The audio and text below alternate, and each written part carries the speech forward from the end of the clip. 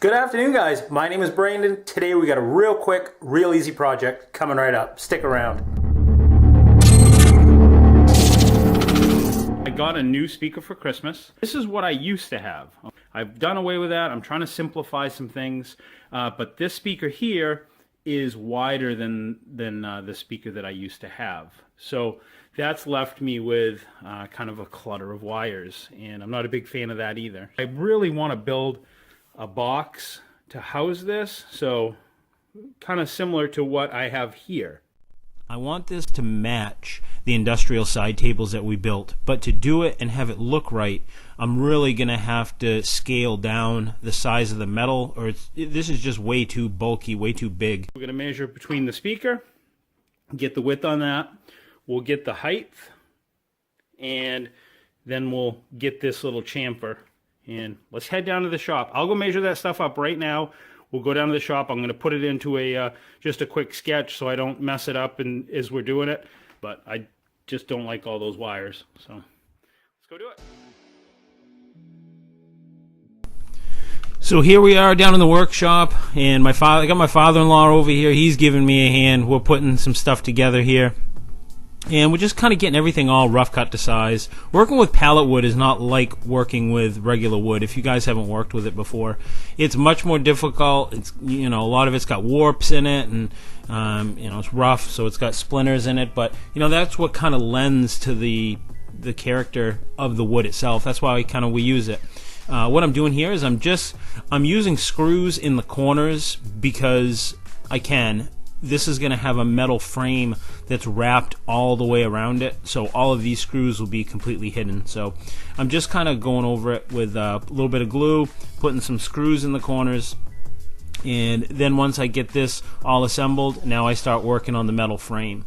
And the metal frame is going to be pretty basic. I was going to put the little angled gusset plates on the corners that had the rivets and all, but it started to look, it would have looked, I think, too out of place. It just would have been too big and too bulky, so I decided to not go with it. I don't know if there's really not a right or a wrong answer. It's kind of what you like the looks of, And that's a good little shot there where you can see the 45s on the back. That's where the box is going to slide up against the wall and go around that little white track that you guys saw in the back. Now here I'm just measuring up the frame, and got a little bit of warpage, so I had to put a clamp on it to tighten it down. And I'm just checking everything with the frame and square, putting it on, test fitting. And now that I've got the frame, which is right to my left there, all built, and I've also sanded that down, and I'm sanding it some more. I'm sanding down the box, and I'm going to put on finished paste wax. Now that when it dries with a real hard shell, and it kind of really brings out the natural color in the wood. And I really like that stuff. If you guys looking where to get it, there'll be a link down in the bottom, and it'll take you right to it. But I use that on a lot of my projects, and you can also use it on metal, which is what I've done here.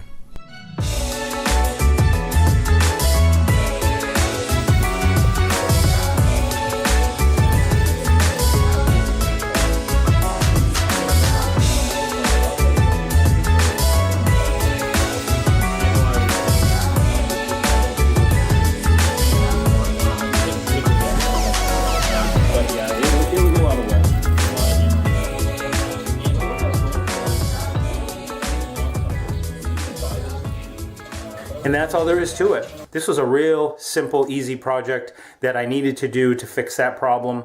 If you guys are interested in seeing how we made the original side tables, there'll be either a link in the top here or at the bottom in the description. You guys can also follow me on Instagram and Facebook. Those links will be down in the description below. So I want to thank you guys for watching. Thank you for your time. Have a good day. See ya.